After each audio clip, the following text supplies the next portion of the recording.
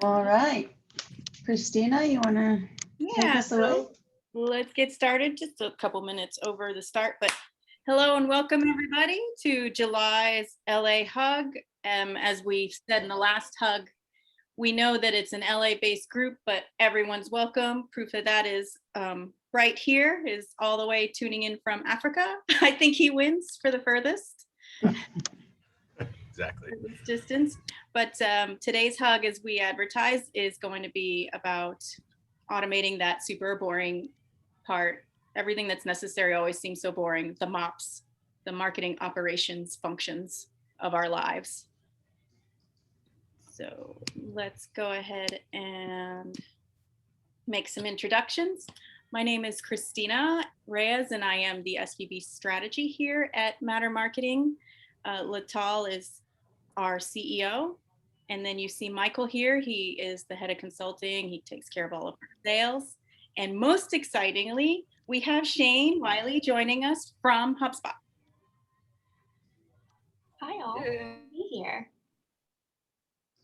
So, woohoo, yeah, go Shane. So if you want to take a moment, you can throw this in chat or you can shout it out. I like it both ways. What was your greatest moment, personal or professional, for the first half of 2021? And, you know, Latal put this slide together and I didn't have much of a think. I tried to use the first thing that came to mind, and it's really, it may seem silly, but for me, it was going out in heels amongst people after a year and a half of not doing anything but looking at my bare toes. Yes, in-person conference, very similar. Yes. I've contemplated wearing cocktail dresses to get groceries just to use up my wardrobe because, God, it's been too long. Anybody else? Anybody else? Bueller? Oh, cool. Very cool. Learned to knit. I'm gonna put you on the spot, Michael. I actually spent my my downtime.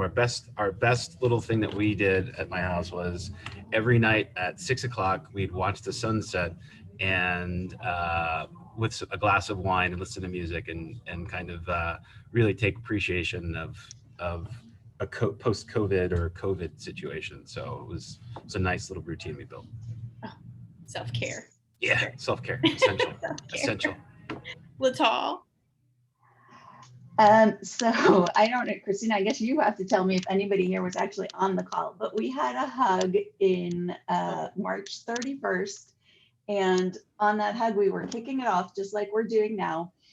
And Christina and I were trying to figure out all the technology things. And as I was talking to you all, gibberish came out of my mouth. And in my brain, I knew what I wanted to say. And I was hearing like these crazy words coming out that made no sense. And poor Christina thought I was having a stroke. I did. I really. And I ended up hospitalized for a week with a reaction to the Moderna vaccine. And I had, they call it aseptic meningitis. And by the time I got to the emergency room, only gibberish was coming out. I couldn't walk, I couldn't eat, I was vomiting everything. It was really scary. And I don't even remember being in ICU, but now that I'm reviewing my $200,000 worth of hospital bills, I was in the ICU. So my greatest moment was coming home after a week, and the hospital was like in craziness, no visitors, etc. And I came home on my 10th wedding anniversary. Oh, so that was great. My greatest moment. Yeah, that's great. It was a happy end to a super freaking scary moment. And yes. Then, through no fault of her own, I had to run that hug by myself. It's just like, guys, I apologize. I apologized a lot, I think, during the hug. But yeah, I think you win, Latal. I should have called on you last. But okay, well, think about it, guys. It's something, maybe fun to ask friends or family at dinner. If you don't have one for now. So let's launch into what's going to happen. This is the agenda. We're going to cover workflows and using those workflows to automate for data, for leads, for deals, and then we'll do a recap and a Q&A. And I think Okay, so I'm going to stop my share so that Shane can start hers. Start sharing my screen. Let's make sure I'm sharing the right one. Can everyone see my screen? The age-old question. Yep. Perfect. Love it.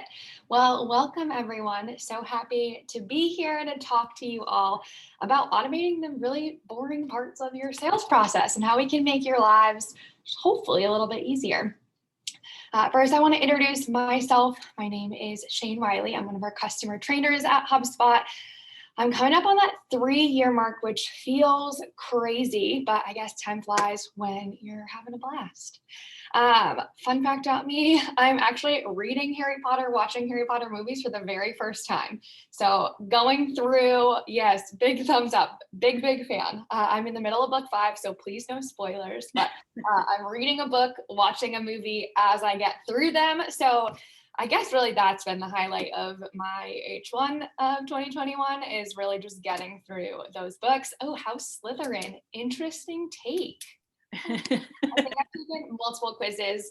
They're all a little bit different, but I think I usually end up in Gryffindor, which feels like a cop-out because I feel like that's just like Harry's house. That's like the answer they give to everyone, but I'm always open to a new house sorting quiz if anyone has one. Up on this screen, when you get the slides, it'll be here too. I just want to point out that our training offerings, we have our link to our website here. And if you want to connect with me, I'd love to stay connected. Hopefully hear how you start utilizing some of these workflows after today's presentation. And then my email is down here at the bottom. So let's go ahead and get started. Really the concept of this hug is really going to be centered around workflows. So workflows is our automations tool. We're going to chat through 8 different workflows today that I'm hoping can make your lives a lot easier. Now, if you haven't seen workflows before, or you're mostly unfamiliar with the tool, workflows revolve a lot around 2 key elements: if-then statements. And many workflows that you build can really be boiled down into 2 key components. Now, I'm going to bring out the trainer in me. Go ahead and use that chat and let me know if you could guess what those 2 main components of a workflow are. What would we say? How can we boil down a workflow? Question and response. I like that. Triggers and actions, action steps. Yeah, absolutely. Any other thoughts? Contacts and companies, Sean. Yeah, we can definitely be utilizing, actioning our contacts and companies. Awesome. But it sounds like we've boiled it down to like triggers and actions, questions and response. Yeah, absolutely. So we're defining who is going through our workflow with our enrollment, or triggering a workflow, and then we have those actions. So what do we actually want to do with those records that are going through our workflow? So we're going to be talking about a lot of different actions. We can be sending out emails, we can be updating properties. We'll be talking about all those different actions that we can do to help us out a little bit in our sales process. Now, a really important tool that we're going to use throughout today's hug is this Boringometer that we have here. As we go through these different workflows, it's a really important metric. Remember, the title of this training is Automating the Most Boring Parts of Sales. So as we talk through these workflows, we need to know how boring these processes are without HubSpot's help. So it's on a scale from just sitting in the park, pretty leisurely, not super exciting, but really low on the boring scale, all the way to our extreme, which we would categorize waiting at the DMV. So if you haven't spent a chunk of time of your day waiting at the DMV, then please consider yourself lucky. I can attest it's very boring. We want to stay as far away out of that boringometer as we can. Now, We're going to use this scale to talk about HubSpot tasks and how boring they are if we were to complete them manually. The first is going to be all around updating and consolidating properties within HubSpot. There are so many properties that every HubSpot customer has in their portal. Our property library is filled with contacts, companies, deals, ticket properties, product properties. And there's a variety of ways to populate those properties, from form submissions or imports. But if we're doing this manually, if we are manually updating a bunch of properties, our reps are going to find this to be pretty boring, moderately high on our Boringometer. Now, there might be some properties that are critical to your business and to your reporting. So ensuring that our data is consistent can help us in other HubSpot tools. Let's talk through an example. I think it will be easier to conceptualize what we're looking to do. So I want to take this idea of territory assignment. A lot of customers in my trainings use something like territory to assign leads to different sales reps. Now, let's say that they are assigning leads living in the Northeast to one rep, and leads on the West Coast to another rep, and leads in the Midwest to a third. Each rep has their own territory. Now, this might not perfectly align with your process. There's no one size fits all, but I've seen this as a fairly common and really big challenge that we aren't always thinking of assigning individual states. These territories are usually clusters of places.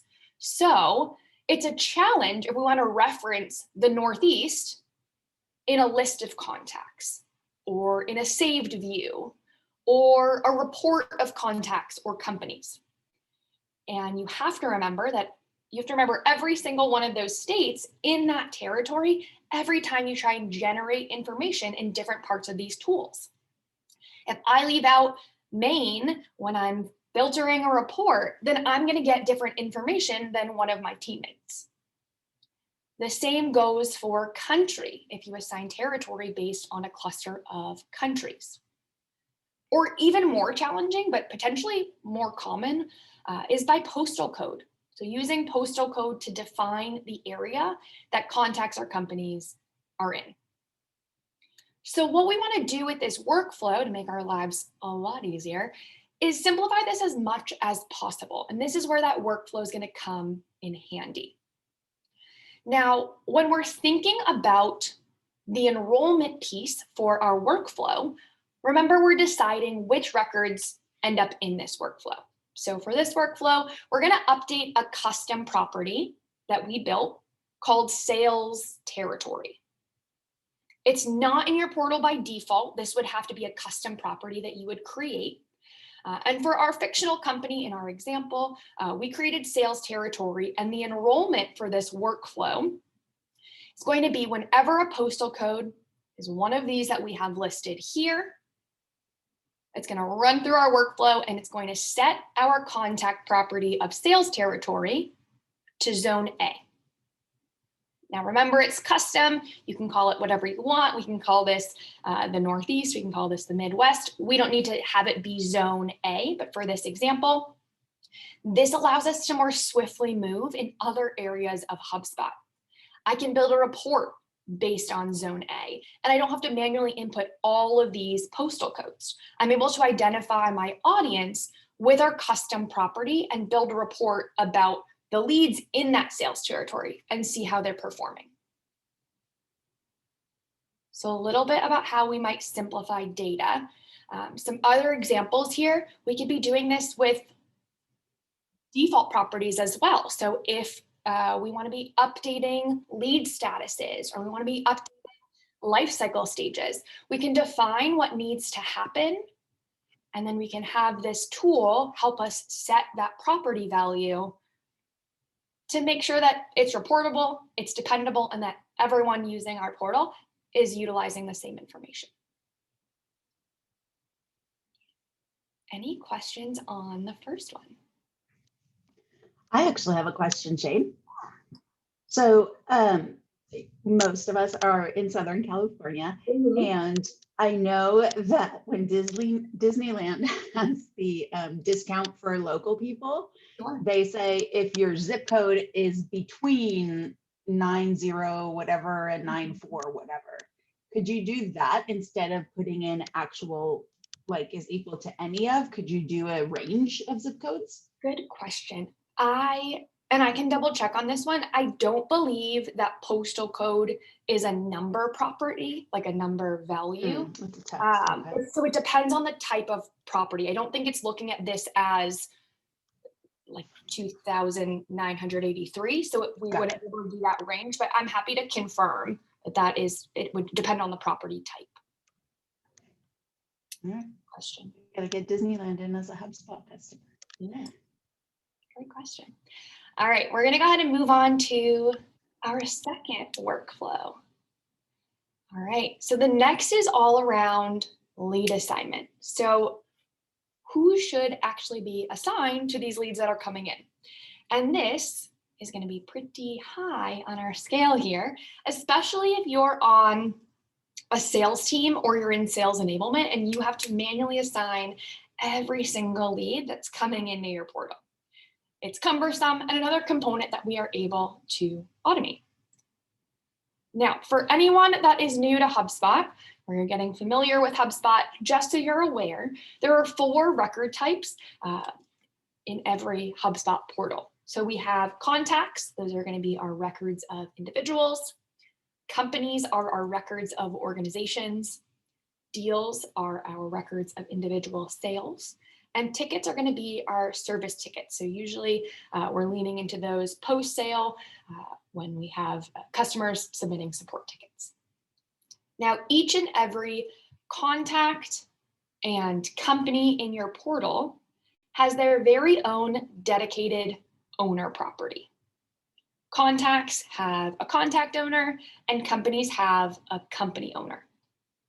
You can use automation to set the owner to a particular person or a particular team so that we're not manually updating every single record that's coming into HubSpot. So when we're distributing leads in a workflow, there are 2 different actions that we can use to update the owner property. So let's think back when we were talking about sales territory and we were talking about the Northeast. If we have one sales rep that owns all of the leads in the Northeast, we can use this first action, set contact property, to a specific owner. So sales owner John owns the Northeast, we can set that property to John. Or if you have a few different reps that cover the Northeast and they divide up the leads in that territory, we can use this action to rotate the leads, to round robin distribute leads across a group of owners. So we're going to use from there our enrollment or maybe branching logic, a little bit more advanced, to ensure that we're assigning appropriately based on the rules we have in place for assignment.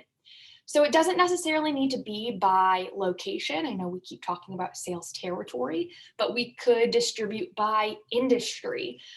We could distribute by company size. So we might have a group of reps that are responsible for all of our enterprise-sized companies that we're selling to. Or type of customer. I used to work at an educational software company. We sold English textbooks and we sold math textbooks. And those 2 types of customers were routed to different sales teams so they were able to more specifically speak to the products. So that's an option. Lots of different ways that we're able to distribute our contacts using workflows to make sure they're automatically getting assigned to the right individual. Any questions on our second workflow?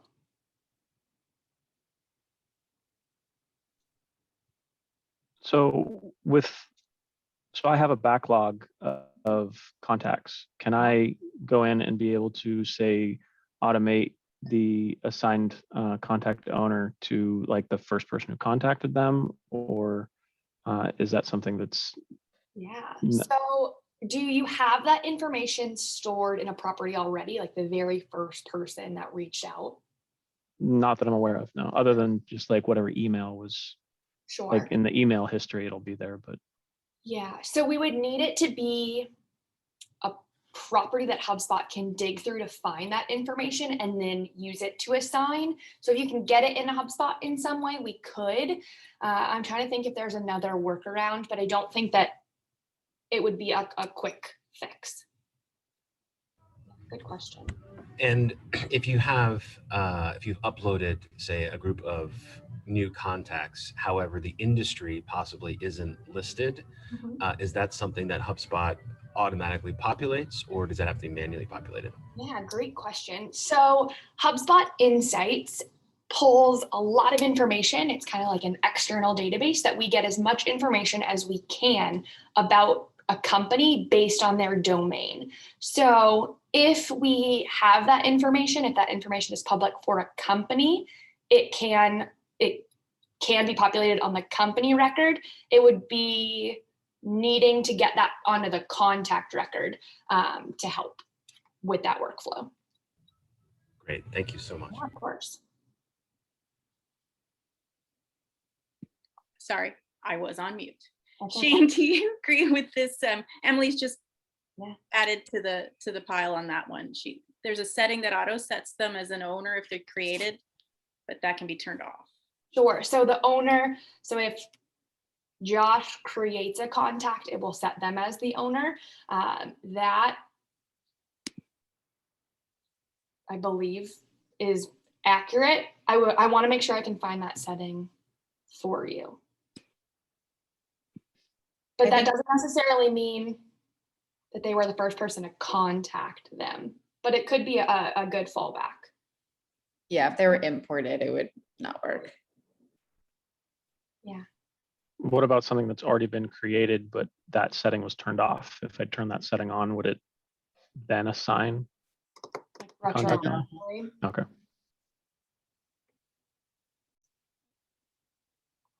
And they'll see it while they're creating the person. It's just like they're chosen as the default owner. Mhm. Thanks, Emily. All right, we're going to go to our third workflow. We're going to talk about following up with leads. So this one is not managed by a workflow, but is still pretty high up on the boring scale. It takes a lot of energy to, well, remember to follow up with leads, but also to follow up at the right time to the right individuals. So outside of the workflows tool, there's another tool that we can use for automation called sequences. Now, a bit different from workflows because the sequences tool is not automating everything in bulk and at scale. It's really intended to automate the emails that reps are sending one-to-one. So if I'm one sales rep sending an email to one lead, it helps me automate that specific relationship. If we have 3 emails that a rep is using to try to book a meeting with a lead or maybe schedule a call, a sequence will automatically send those 3 emails, and we've put some time in between each send. So attempt 1 goes out, we don't get a response. 6 days later, attempt 2 goes out. 4 days later, attempt 3 goes out. So the sales rep doesn't need to set reminders to send out those emails. They set it up and it's ready to go. We can also incorporate tasks into these sequences. So these are going to help remind the sales rep to perform some type of non-email outreach, some type of related to do. So in this example, we have a task for sales reps to attempt another phone call after that second email goes out. And we have a final task to update a status once the lead makes it all the way through the sequence. Now, the beauty of this automation, it automatically shuts down the moment that the lead responds, which is the most common way that we pull someone out.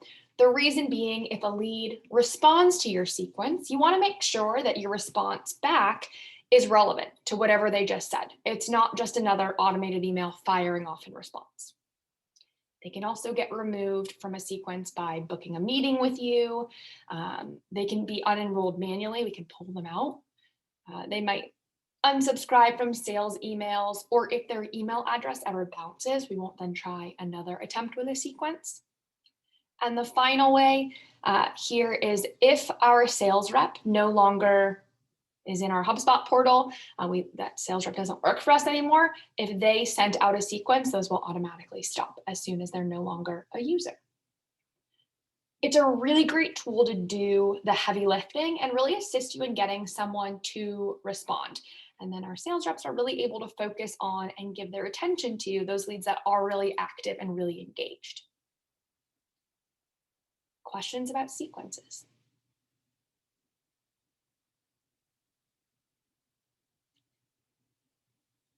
Is it possible to auto add contacts to sequences? Great question. Unlike a workflow that has the enrollment component where we can identify when someone should go through a workflow, these are going to be added manually. You can bulk add leads into a sequence, but you do have to pick and choose the lead and the sequence you want to enroll them in. There's no enrollment component to sequences. Great question. We've done though, like we've created a list and then marked all the people in the list in bulk, and you can do up to 50 at a time. Yep. Yeah. So you can absolutely do that. I just want to make sure that it's not like we can't set the meet this criteria and go into a sequence. But yeah, absolutely. Put your list together and click and add them from there. Yeah. Good question. All right. Moving on to our next workflow. So another area that you can automate is the creation of tasks. And this one is pretty high up there on the boring scale if we're going to do this manually. Creating tasks is something that can be tedious and take some time because we want to enter in the information about your task and you want to make sure it's right because we're really leaning into tasks to help us from letting things fall through the cracks. So when you create a task, there's always an action tied to it, which is why it's so high up on this Boringometer. But I want to take a look at this and a tool that we can use. Tasks are something that can be automatically built when without a sales rep having to click on anything. So using automation in your deal pipeline, you can use the movement from deal stages, so from one deal stage to the next, as the action that fires off this automation. So if I'm a solar panel company and I'm out here trying to sell solar panels to businesses, and I move a deal from engineer on-site scheduled over to engineer on-site completed, that can trigger a workflow. So I can automatically create a task for the deal owner. I could do some other things too. I could create emails. I could update properties. I could send internal or external emails. But I want to focus on this task creation. So this example, we've moved from one deal stage to the next, and we can automate a task being created. So I'm on the deal record, and my task was created for me or for the rep to send a blueprint to the prospect once the deal made it to this particular stage. Now a task will show up on the deal record, and it's also going to be sent to the rep's task queue. So those deal automations are super powerful and really, really helpful. Now, if you're new to the idea of workflows, this is a really great place to start because there's a really simple UI. So in your deal settings, it makes it pretty simple to map out what you want to be happening and what should be automated at each deal stage. So when you get a copy of these slides, you can always reference back this navigation.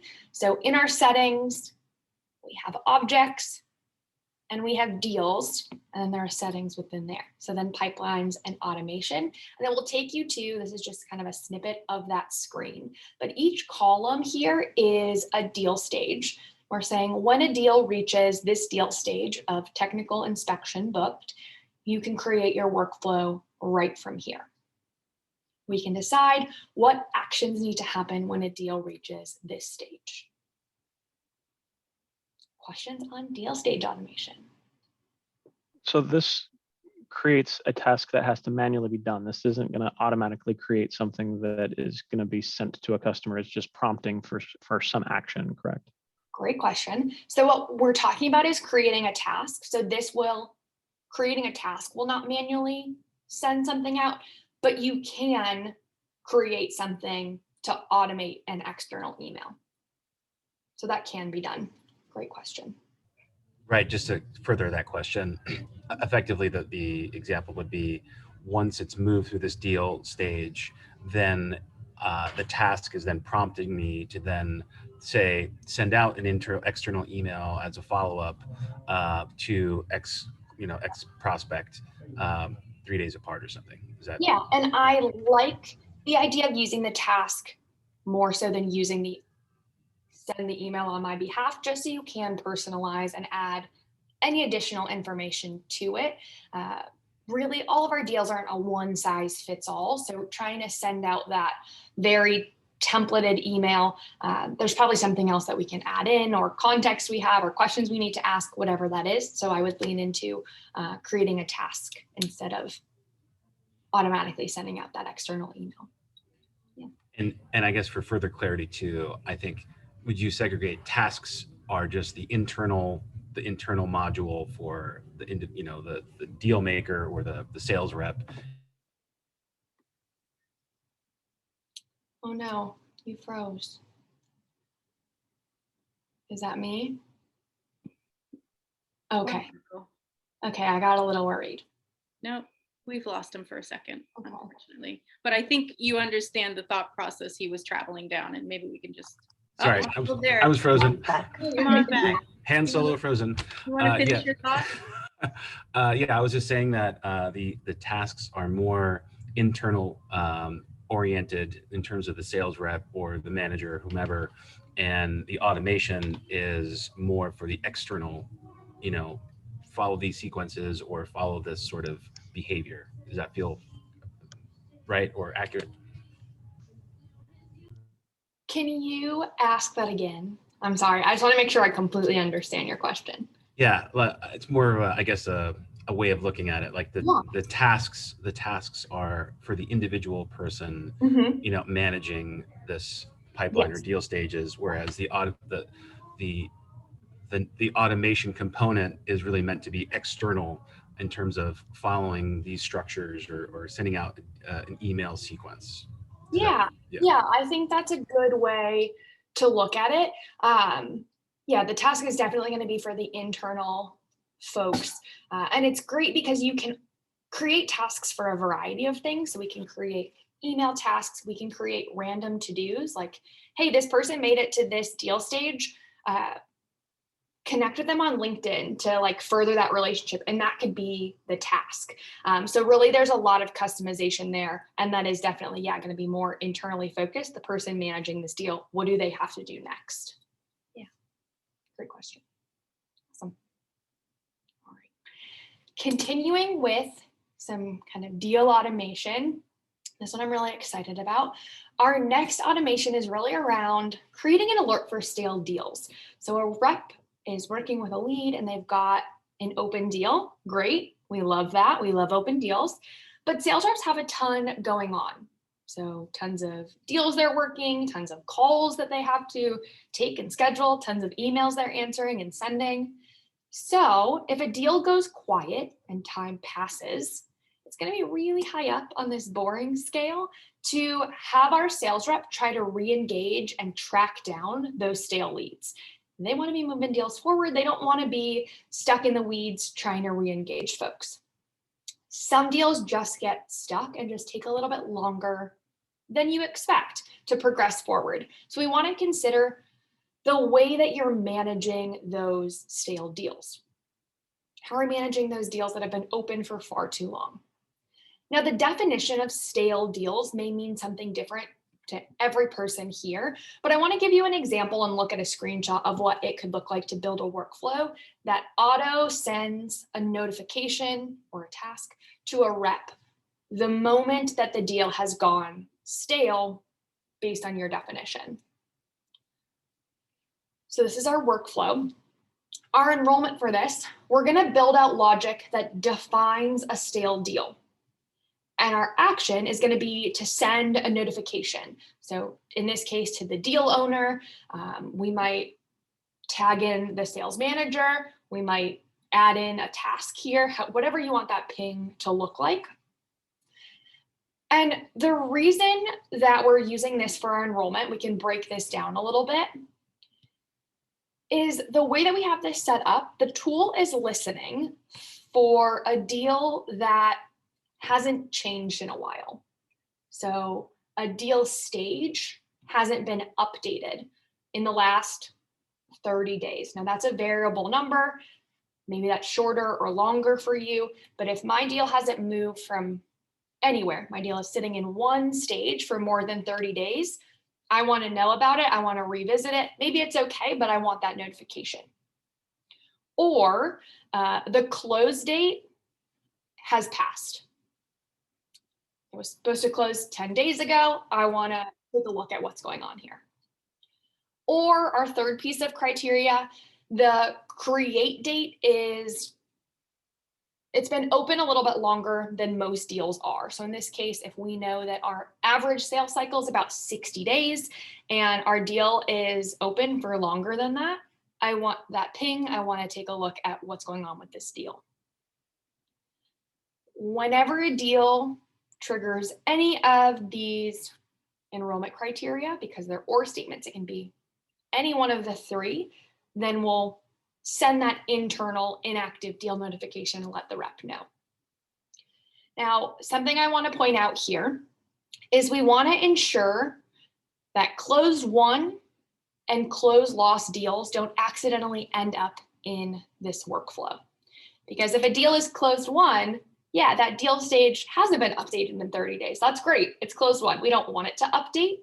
So we want to make sure that in our settings, we're able to suppress any deals that are closed won or closed lost from triggering this workflow.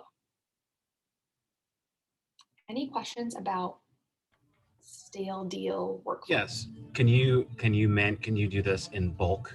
This setting? Is there a best way to do that? What do you mean by doing it in bulk? I guess if you have a series, can you do them all at the same time, or is there a way to, if there's several deals that are already meeting that criteria, or you just is that a sequence that you can input so that it allows for this just to go as a permanent setting and transitions? Yeah, so if you were to create this today and turn it on, when we go to review this workflow, it might say, hey, there are 60 deals that meet this criteria. Do you want those to go through the workflow and trigger that notification?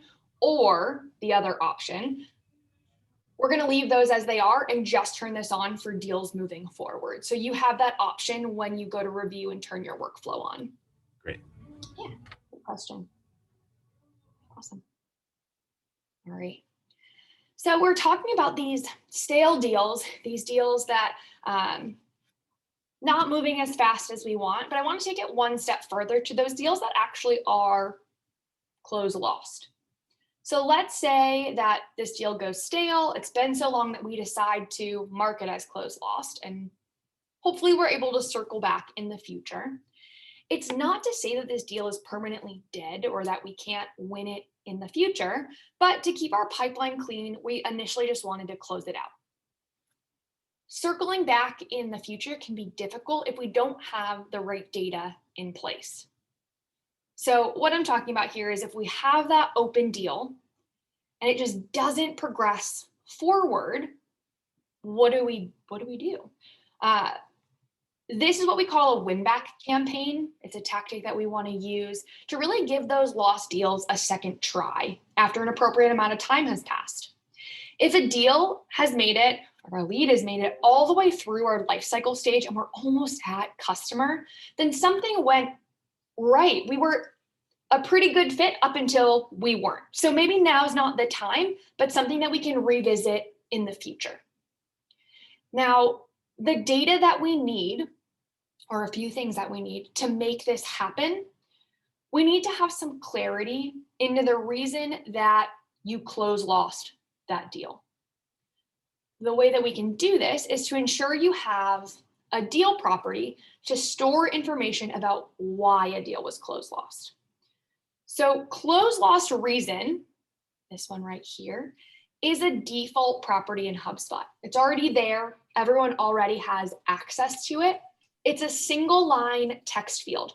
So when a rep marks a deal as closed lost, they can type in absolutely anything they want. And for that reason, it makes it really hard to report and segment on the information in a single line text field. Now, what you might want to do is create a custom property, a custom drop-down property. In this case, we called it close lost reason category. This is custom. You can call this whatever you want. It doesn't currently live in your portal, but it could. And we'll primarily use this for automation and reporting purposes. I mentioned trying to report off of this single line text is incredibly challenging, nearly impossible. So if in addition, we had this custom property that has these predetermined values, it's going to standardize the answers that your sales team can give you and can really help build automation to potentially reach out in a year, in 6 months. If you sell contract-based products and you know on average that a contract in your industry, they're about a year long, then we can automate that. We can automate that outreach to start just shy of the year mark to try and sell to them again. Also, there is a ton of value in being able to report on the most common reasons that we marked deals as closed lost. And this custom property will make it so much easier for you to do just that. Questions on this win-back strategy?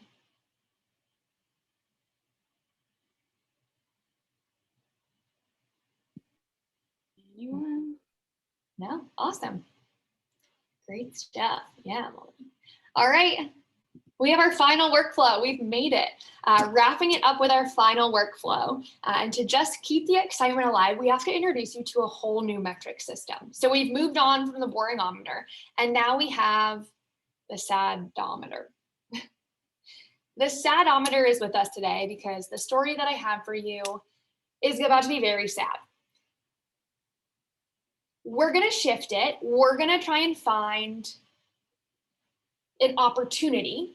So we're going to shift our perspective a little bit, but I will warn you, our story is pretty sad. We have a fictional company. We're going to say that they sell consulting services. And this fictional company, one of their customers, they have a company record that has 4 contacts associated to it. Now, this customer has a CSM. This is Ben. He works for our consulting company, and Ben has been working with this customer for quite some time. He has a champion. Ben has been working really closely with Celeste, who's been a big advocate for our company, their services within her organization, and made sure that they stayed a customer. Well, Ben knew it, Celeste was super great, and another company found out and scooped her up. She left for another opportunity. And this is our sad part of the story. Ben is sad to lose his champion turned advocate, but it really can be an opportunity for Ben's company. So what I'm going to recommend you to do, if you haven't gone on yet, is create another custom property. I'm going to recommend you add in a property like this one that could be a single checkbox. We're just going to say, we can call it left company. And there's a lot of value to having a property on all of your contact records. It can be that single checkbox to mark if they leave the current company that they're at. With this property in place, when Ben goes in, he checks off the left company box. Maybe he adds in a note about how great Celeste was. She was a champion. She helped me work through X, Y, and Z, and that's now living on her contact record. But this checkbox can trigger a workflow, and we're going to create a task for a sales rep. letting them know that there's something they should be digging into to try and figure out more about where this champion is going. What is Celeste's new company? Is this new company already a customer? If not, the sales rep can be reaching out to see if there's an opportunity there. And if all goes well and our sales rep sells back to Celeste, we might be able to get Ben and Celeste back working together and all is right with the world. Just because a champion leaves a company doesn't mean that everything is lost. I think we can acquire an opportunity out of it. So really shifting our perspective there, something super sad turned into a good opportunity. Now, I also want to talk a little bit more about our sales rep. This is Doug. If Doug worked super hard on this sale, maybe this one was exceptionally hard. It was a higher amount than normal. They had a really high threshold for this particular deal that closed. How great is that? He worked exceptionally hard on this deal. And what it might feel like for him is that he's just typing away, he's buried in his computer, many months involved in this process. And your sales rep wants to feel great when they put that work in and close big deals. They want to feel like my friend Emily does here, running up the steps of HubSpot headquarters and shouting into the mountains, so excited, so ready to go on to the next one. But especially now that we're all living in a virtual world, when you close a deal, you move it from one deal stage over to close one. And that's really it. Nothing really exciting happens. It's on to the next. And that's okay for some deals. And it's okay for our sales reps to, put their head back into the computer and keep making those deals. But if there's one that was exceptionally hard or exceptionally high amount, we can make something exciting happen. There's a lot that you can trigger, and we have a lot of new integrations with the workflows tool. A popular one that I've seen is the Slack integration. So whenever a deal is closed won over a certain threshold, maybe it introduces an exciting celebration into a team Slack channel. Or maybe it shares a song like "We Are the Champions" into the shared Slack channel as well. So using the Slack integration, you can actually do something like this. When a sales rep moves a deal to close one, it could highlight the amount. It can highlight any notable aspects of that deal without a manager having to do anything. And you can incorporate GIFs and songs and things for people to play and celebrate. So there's a ton you can do. This one in particular, if you leave today and decide to try this new workflow out, I want to hear of all the fun celebratory things that you've worked in. I know we're getting close on time, so I want to just recap everything that we have talked about today. I have a quick question on that one, Shane, actually. Yeah. So actually, a couple of slides back where Celeste goes to a new company, Yeah. would you then create a new contact record for her? Or would you use her previous contact record and just associate her with the new company? That's a really great question. You can create a new record because she'll have a new email address. I guess it depends on what you want to do with that information. If you want to carry over any kind of like past communication into her new record. I'd second that. It's kind of about the information and where you want it to go. If Celeste had a lot of communication about like past projects that they were working on and past, like since they're a consulting company, like those past projects and like those emails are really valuable. So probably keeping them attached to the OG company would be good in case the CSM, Ben still owning the older company, needs to like look back in time and be like, okay, what did we talk about a year ago when we're talking about goals or something like that.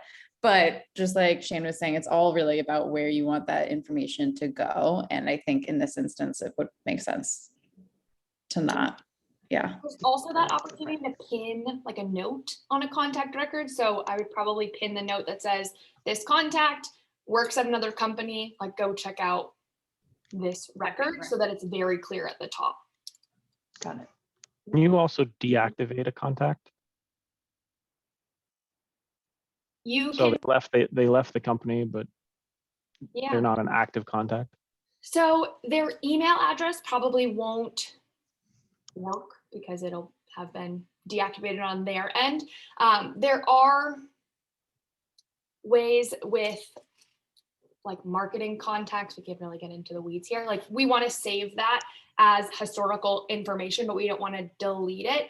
You can have that email address opted in as kind of like an opt out. I can send you an article if that's helpful. So basically it's not counting against your contact limit, but you're still able to store that information in your CRM so that you're not losing that context. I'll make a note too, and I'll find that for you. Awesome. Any other questions?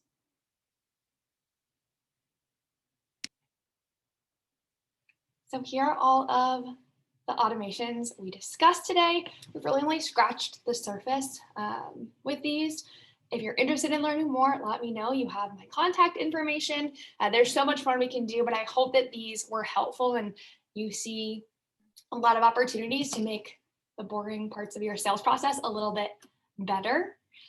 Thank you all for spending time with me today. And if you want to join a training, I would love to see you. HubSpot.com/training. We have so many different options, and thanks.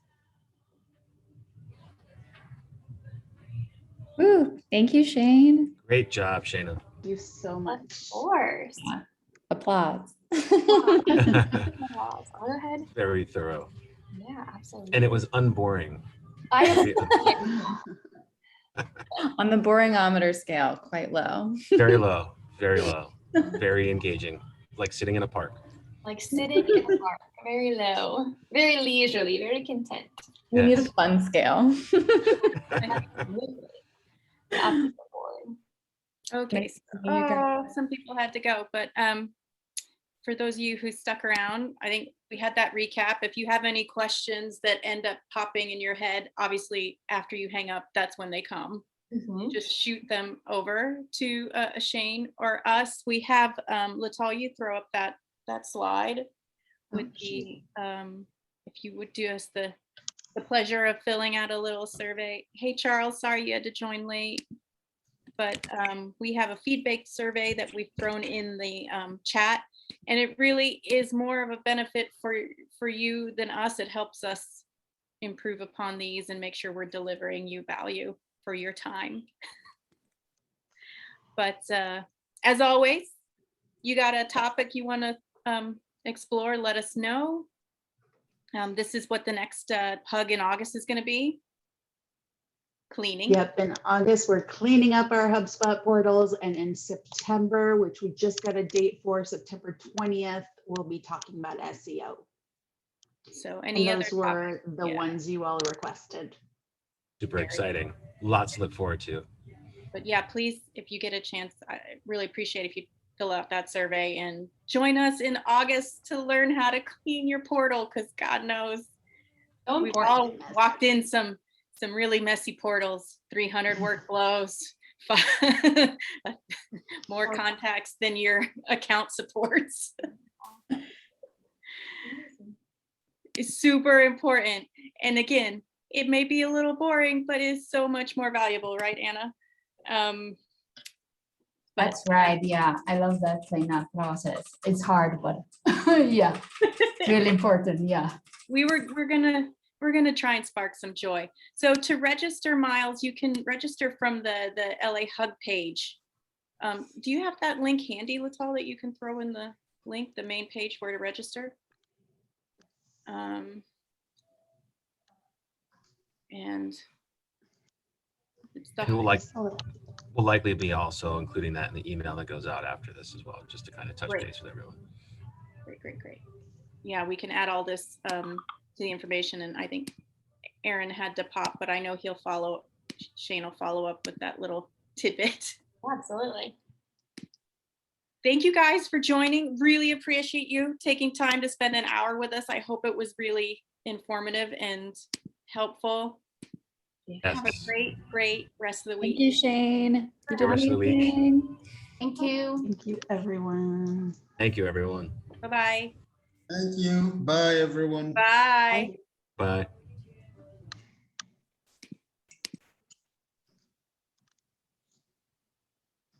Is there anything you need?